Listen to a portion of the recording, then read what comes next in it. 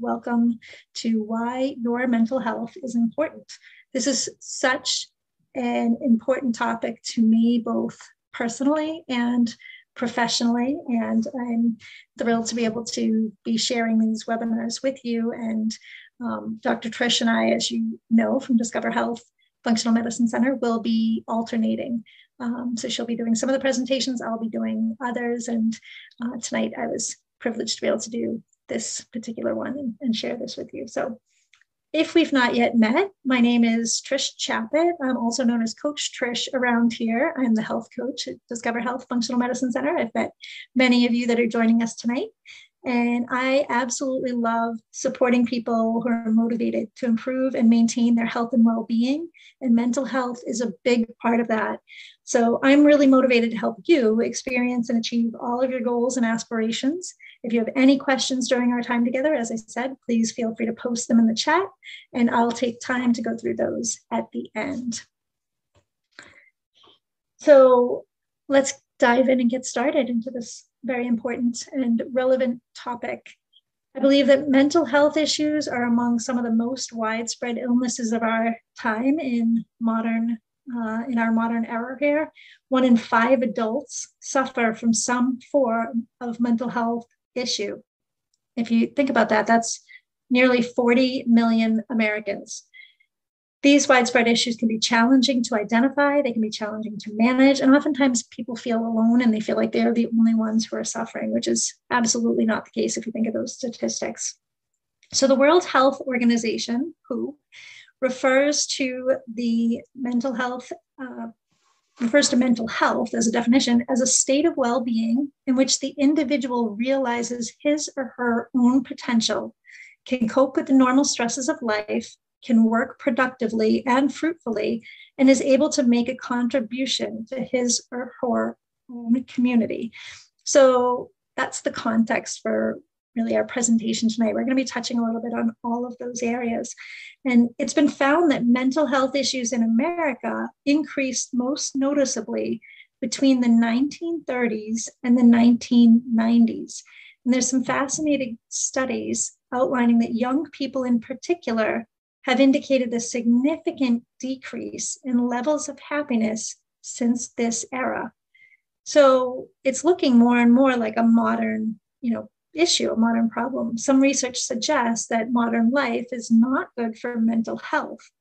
As we always do after all of our webinars, we'll be sharing links in our Facebook group, and you can read more detail about some of these studies I'll be mentioning, some of the articles. You can look at some of the tools.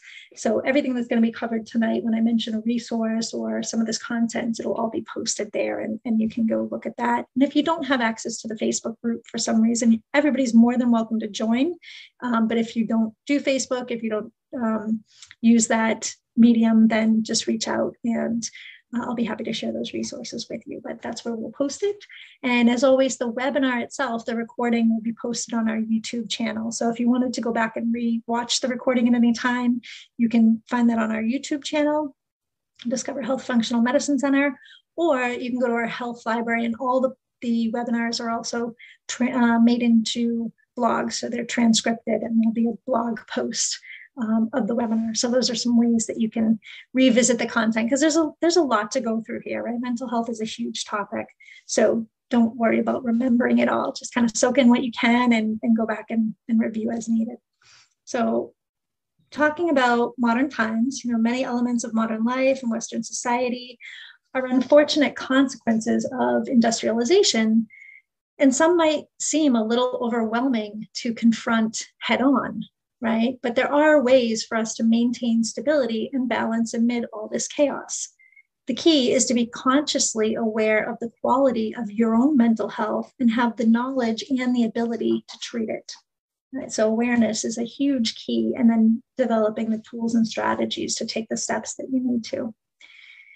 Mental health issues can be challenging to identify and treat because there are so many factors which contribute to their development. If we consider the different backgrounds, life experiences, triggers, and emotional stability of each individual, it makes sense that we all perceive situations and think about our circumstances differently.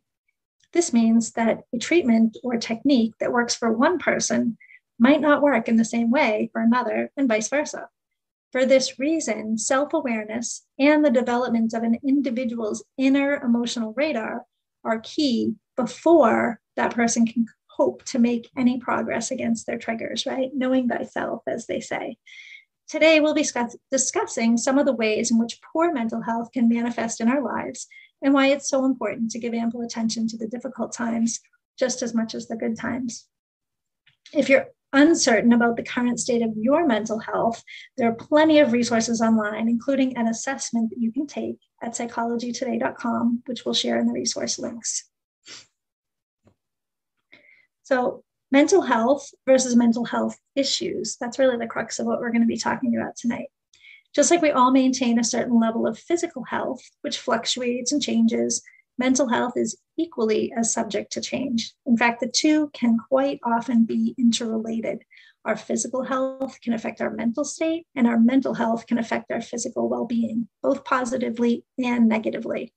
The trouble is, we're not really taught how to recognize mental health issues for what they are.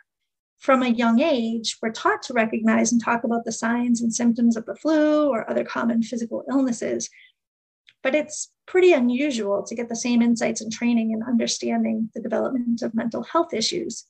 Culturally, there may also be perceived stigma around mental health issues, creating a reluctance in some people to seek help or to share their concerns for fear of what others will think or how they might be labeled, right? So because of the individual nature of mental health and related issues, it can become increasingly difficult to identify and to treat correctly. As such, the importance of cultivating that self-awareness and a healthy routine of positive mental health practices is enormous. In times of stress, anxiety, or overwhelm, it can help to start by asking yourself some questions. The first question, and you can think about these. What is causing me this stress, this anxiety, or this sense of overwhelm? Be as specific as possible with yourself. See if you can identify that root cause. Can I actively do anything to change this situation?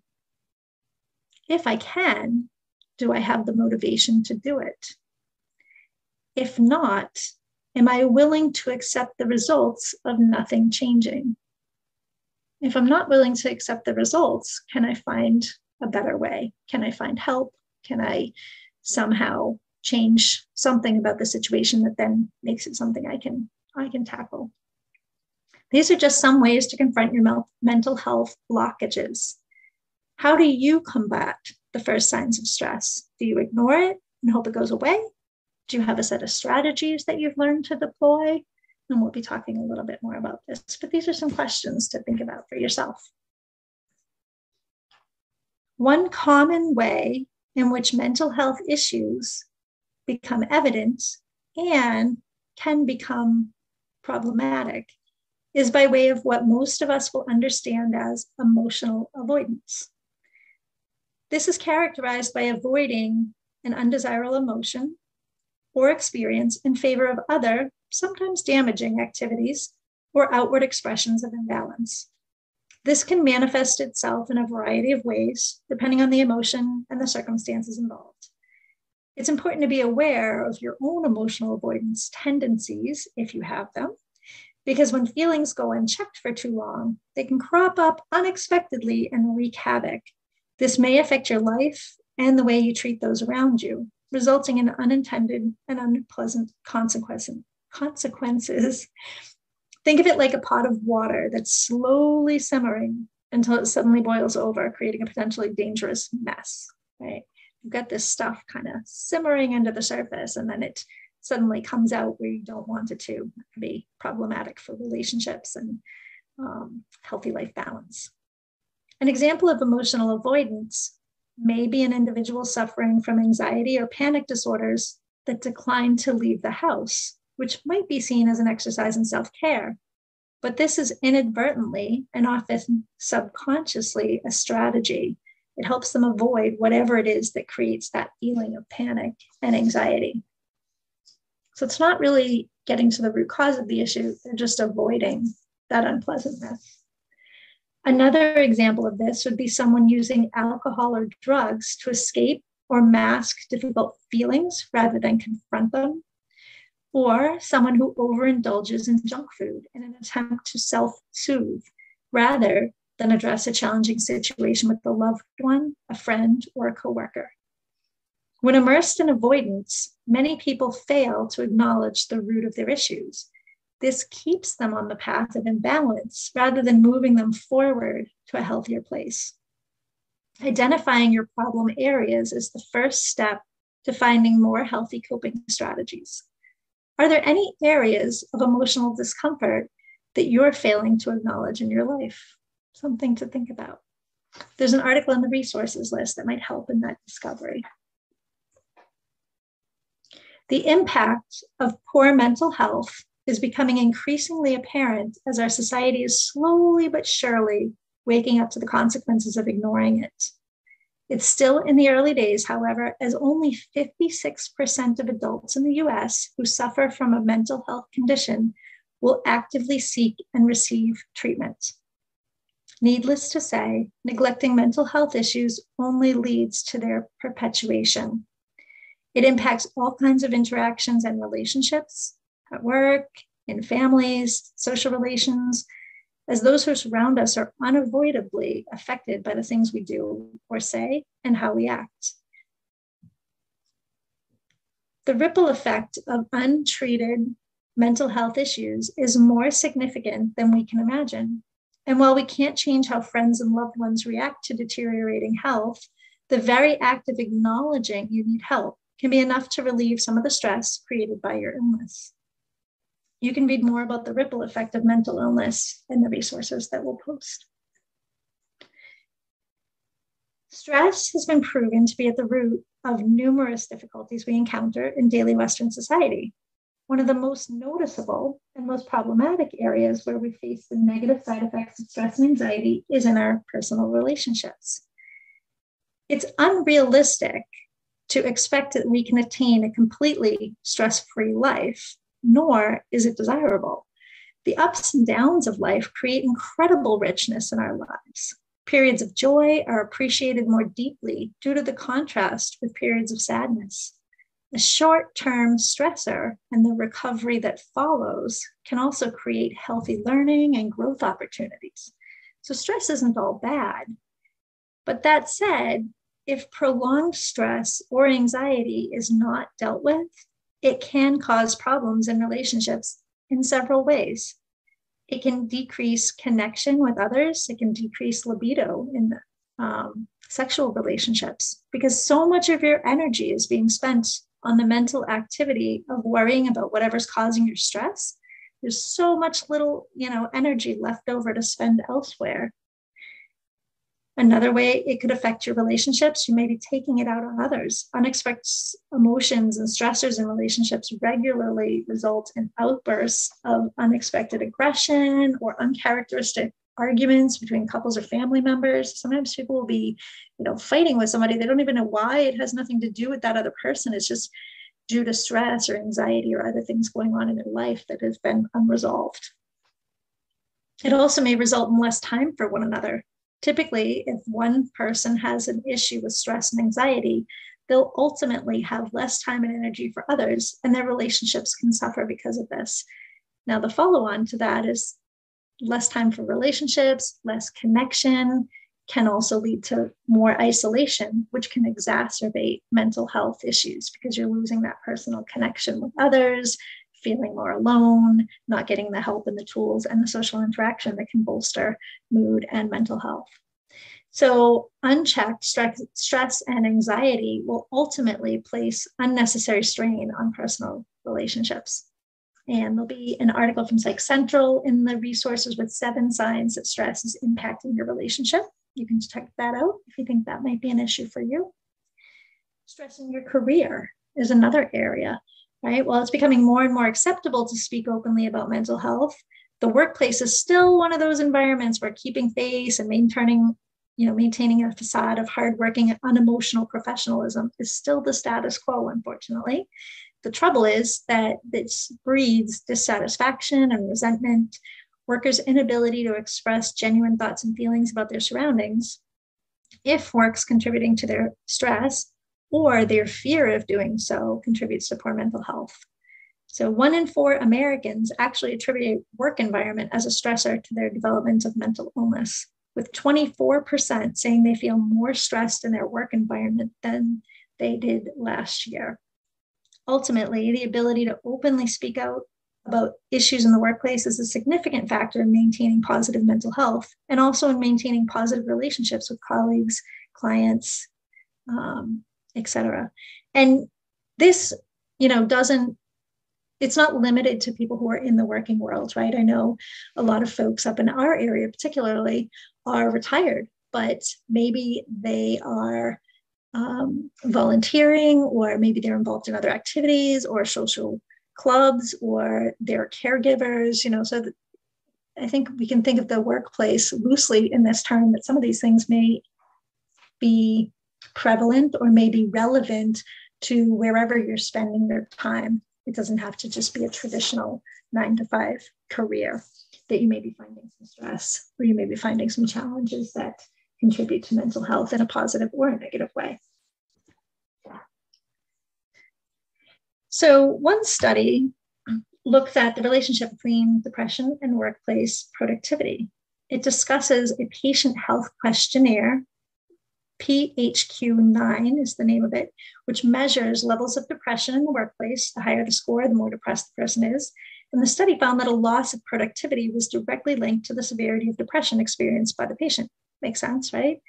With every 1 point increase in the PHQ-9 score, workers lost productivity by nearly 2%. Researchers noted the existence of a phenomenon called presenteeism, which is characterized by patients being physically present at work, yet depression is keeping them from fully functioning. Impaired productivity, lack of motivation, and lower overall energy levels all contributed to these findings, confirming the existence of a link between depression and productivity. And that PHQ-9 will be in the resources as well.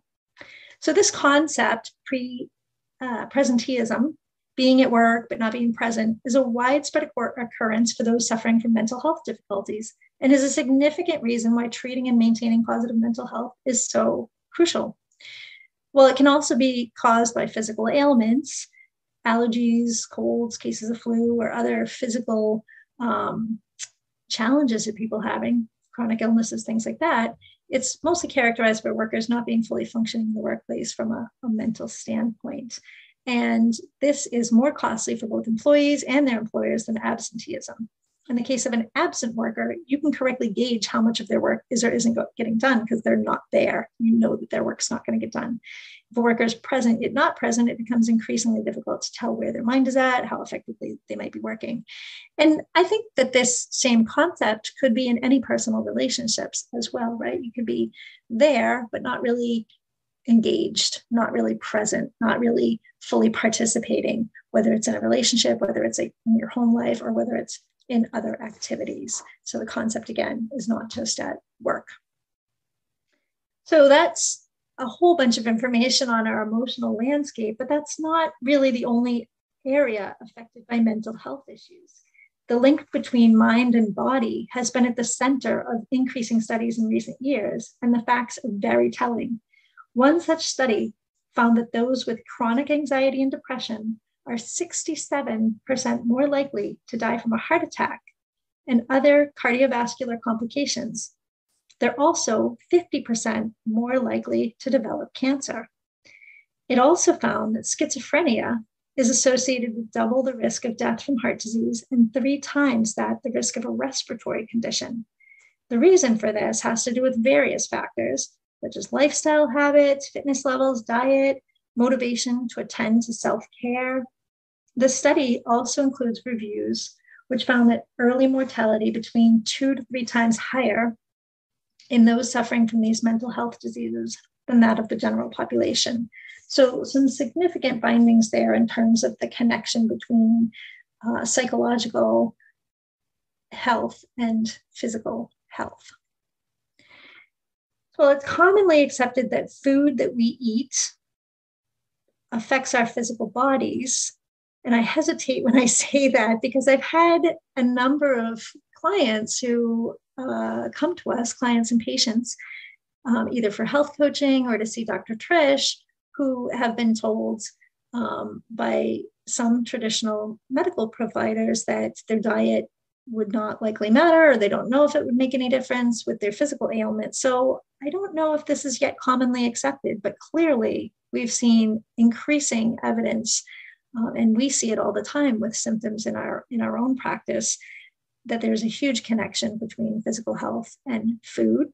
I think more and more people are starting to accept that as a true fact these days, but you still find some outliers there.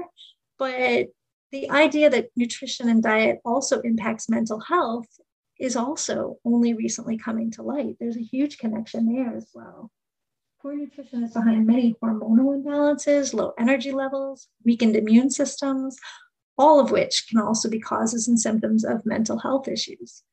Balancing hormone levels and maintaining good nutrition can have a significant impact on anyone with mental health difficulties.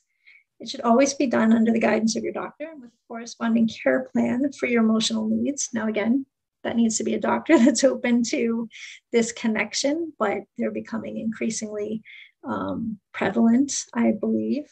And, if there's such a connection, well, what do we eat? What is the advice there? So eating fewer high sugar foods, incorporating more vegetables, nuts, beans, lentils, fruit, and lean protein sources can help reduce the likelihood of mood swings, as sugary foods are absorbed quickly into the bloodstream. When that happens, that quick absorption rate causes an initial high or a surge of energy that wears off as the body increases its insulin production, leaving you feeling tired and low. Boosting your intake of foods rich in B1, zinc, and folic acid has also been proven to improve the nutrition and mood of those suffering from mood swings. And alcohol as well. Right? Sometimes people will turn to alcohol because it makes them feel better or more relaxed, or it takes the edge off if they're feeling stressed. But alcohol is a depressant. So in the end, it impairs your sleep. It disturbs that circadian rhythm and the sleep cycle, and it also lowers your mood and is not a good strategy diet-wise for depression or for those who are feeling anxious. So to read more about some great foods to boost mental health, there's a link in the resources to mentalhealthfood.net, and they have the top 10 mental health foods. So one of the most frequent things you'll hear from those in recovery from mental health issues, what they'll say is how they feel their recovery allows them to experience life again. The fact is that the presence of a mental health issue can also often cause a thing called dissociation, meaning that quite frequently, those who suffer will miss out on life events and experiences due to their inability to fully engage with and live in the moment. Dissociation can range in severity from a mild detachment from the immediate surroundings and experiences to a complete detachment from one's own body and emotional senses. Practices like meditation and mindfulness can help strengthen one's ability to live in the moment and to appreciate the now. Mental health issues are so unique to everyone, so is the degree of dissociation associated with it. More info on mindfulness and staying present will be in the resources. And we'll talk a little bit about the levels of dissociation, which can vary from person to person and from situation to situation. But ultimately, it's a way to cope with stress and anxiety. If we think of our anxious energy as a force which needs to either be expressed and realized or acted upon, it becomes easier to see how the inability to do this will significantly impact our level of happiness, right? You've got this nervous energy or this anxious energy kind of with nowhere to go, so to speak. In the case of dissociation, this anxious energy gets sent into the mind, more specifically into the imaginative part of the mind, creating scenarios or unrealistic situations, expending further energy on replaying them again and again instead of focusing awareness on your immediate surroundings. This means your current environment becomes less and less significant and less of your energy gets spent there. meaning you become more and more dissociated with what's happening around you, interacting less and overall being less present. So you may have heard of this phenomenon. It's a typical reaction for trauma survivors. They'll engage in this when they're faced with a perceived threatening situation as a survival mechanism, really. But other people also use it as a means of avoiding or distracting themselves from an unpleasant or unwelcome sensation or emotion. And in the resources, there's an interesting video where 4 patients actually are sitting around a table and talking about their own experiences, giving some insights on what it's like to really deal with this on a full-on kind of level. So one common factor of many mental illnesses is also the inability of patients to make cohesive decisions. Difficulty making everyday decisions is typically a symptom of anxiety or depression. It may be linked with eating disorders like anorexia and other common mental illnesses. It stems from the careful constructs of reality to which these illnesses cling to. There's an inability there to deviate comfortably from them without experiencing intense stress or triggers. And that causes the individual to refrain from making any decisions until it becomes an absolute necessity. Another reason for this difficulty stems from someone's inability to trust their own judgment in the face of change. This might be due to past experiences, a lack of self-belief, or a need from approval or praise from others, or it could be all of these, or it could be something else entirely.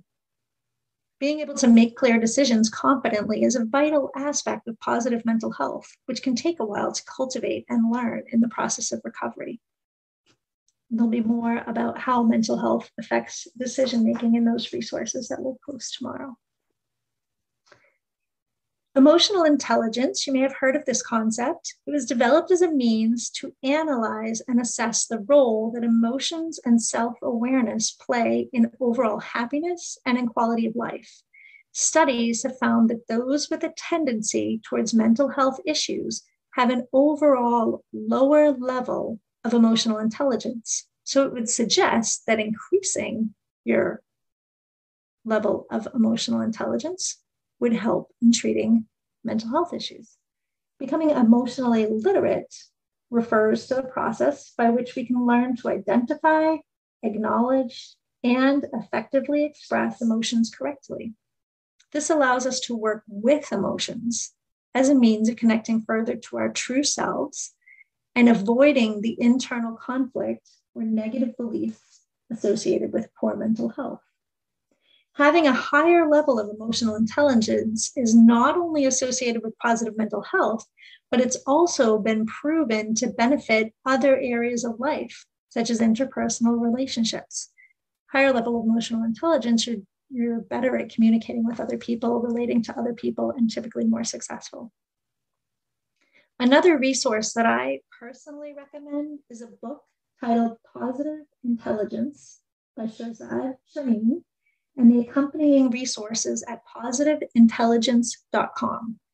This approach is designed to help you understand your personal saboteurs, which may be hindering your mental health and sabotaging your own happiness.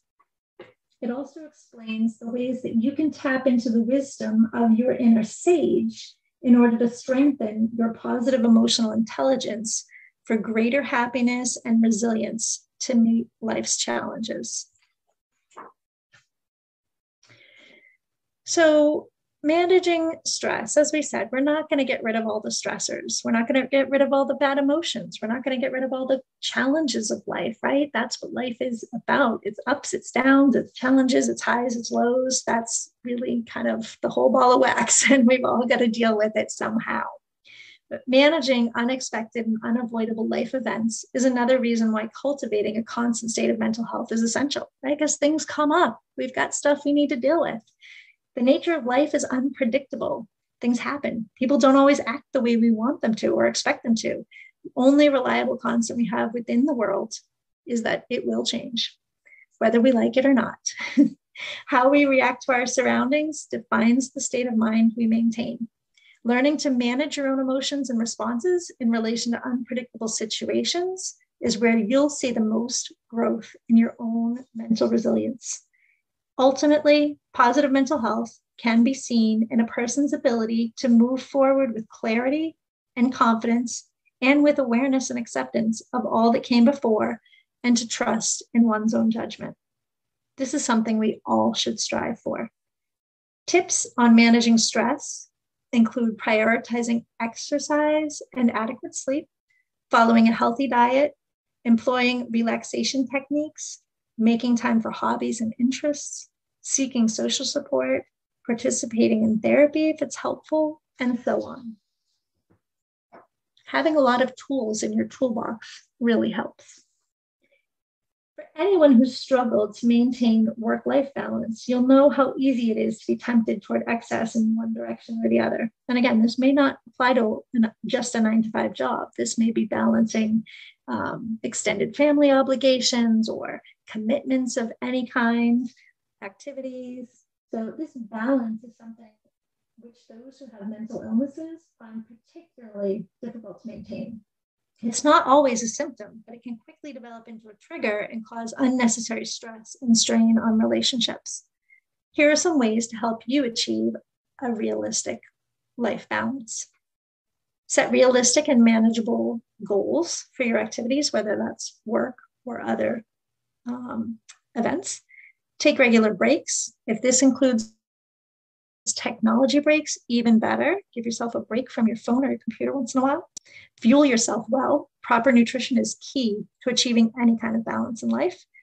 Be open, communicate issues and feelings as they arise in your relationships, unless, instead of allowing them to fester, right? And you can read more about that in the resources at mentalhealthamerica.net. One of the most challenging aspects of improving your own mental health is the necessity of identifying and removing yourself from any toxic relationships that trigger distress. This is where many people fail to progress on their own journey toward a more healthy, happy life. It's hard to cut off or back away from long-standing relationships, but it's important to acknowledge that some relationships may not be beneficial for either party. The good news is that toxic relationships need not be completely abandoned in all cases. There are often ways to work on relationships, but it's worth keeping in mind. If progress is not made in this area and you notice that the partner, the friend, the family member, or someone is still holding you back in your recovery, you may need to reassess how you navigate that relationship. You can read more about this delicate area of mental health recovery in the resources as well. There'll be some more information there. And I keep mentioning these resources because, this presentation is very broad. It's covering a lot of different areas of mental health.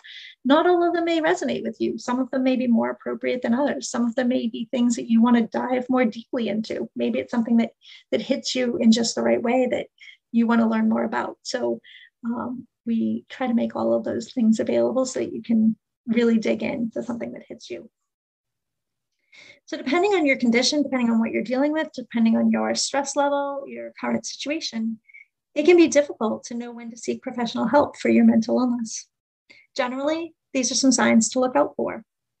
Your anxiety, stress, or other symptoms become too much to handle alone.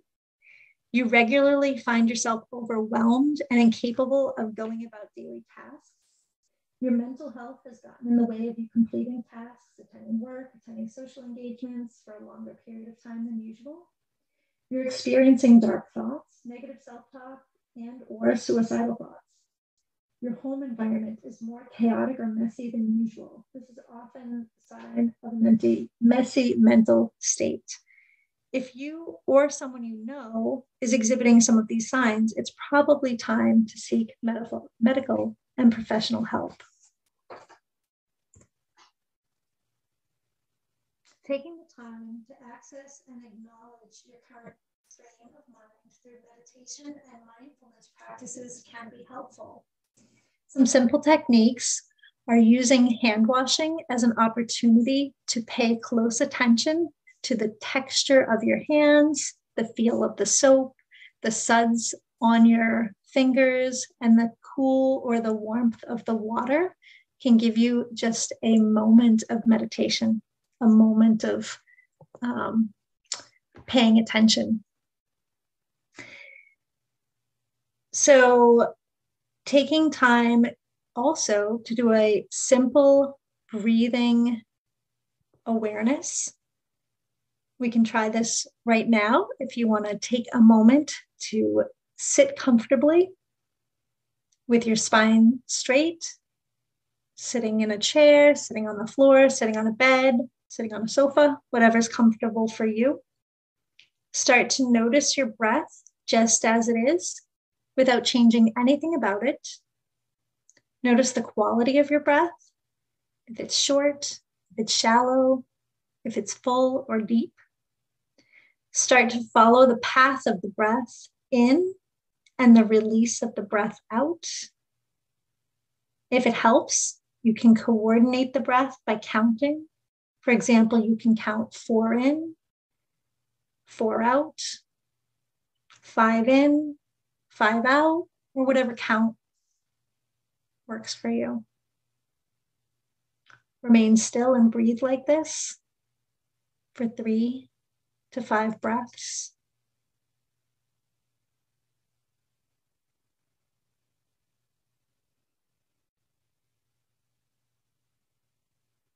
And then go about your day. And that's something you can do at any time. The benefits of meditation and mindfulness for mental health issues are becoming more and more popular. So much so that some schools are now including it in their curriculum. So as I mentioned, we are going to post all the resources, and I'm going to stop sharing now to see if there are any questions at all. If you've got any questions after the presentation, if you need access to the resources and cannot for some reason join our Facebook group, where we'd love to have you, then you can reach out to me at discoverhealthcoaching@gmail.com, and I'd be happy to send those over to you. Hopefully you were able to hear me. I think my voice faded just a little bit there towards the end. Apologies for that. It was getting a little froggy. All right. So once again, if you have access to our Facebook group, it's Discover Health FMC, Discover Health Functional Medicine Center Facebook group. If you look for that, it is a private group. Anybody can join, but we do screen, so we don't get any kind of spammers or anything like that. So all you have to do is ask for an invite. You can find our Discover Health Functional Medicine Center Facebook page, and then there's a group, a private group there that you can ask to join. So that's what I was talking about in there, if you haven't been in there. And we post tips and share resources and that kind of thing. So, all right, great. Thanks, everybody. Have a wonderful evening. I appreciate everybody joining me.